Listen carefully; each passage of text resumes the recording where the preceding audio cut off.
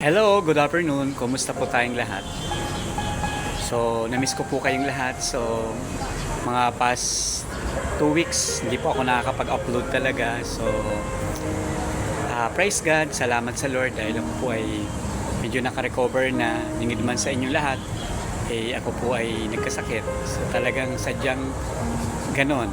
May mga ganon talagang nangyari sa buhay po natin na hindi po natin na inaasahan. Kaya siguro advice ko lang sa lahat ng mga followers, mga viewers ko. So, ingatan po natin yung sarili po natin. So, yun po talaga number one. Kailangan ang sarili natin ingatan. Mahirap po talaga na tayo po ay dumating sa point na talaga manghihina ka. So, kaya yun lang. So, kailangan natin na magpatuloy lang sa buhay. Huwag tayong give up.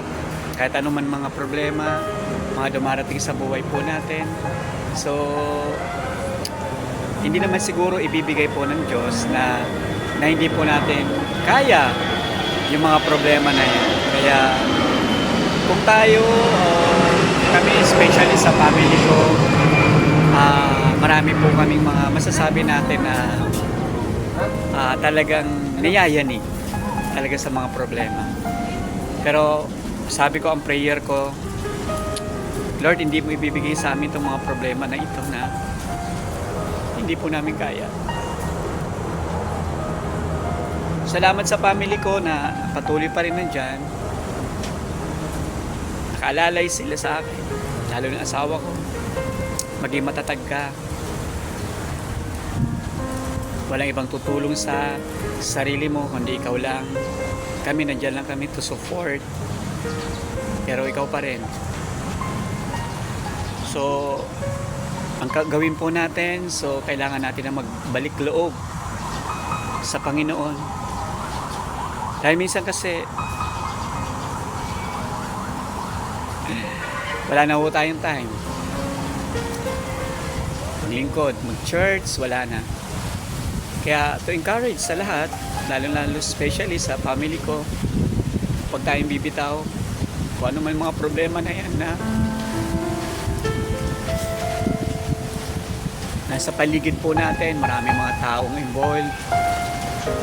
Don't stop, wag tayong titigil. Dahil sabi nga, ang mundo bilog. So, siguro, may kapanahunan, di ba? Umiikot. Minsan nasa ilalim tayo, minsan nasa ibabaw tayo. Umiikot ang mundo. Kaya don't stop. Kayo mga sa especially family ko, huwag titigil. Huwag tayong mag-stop na.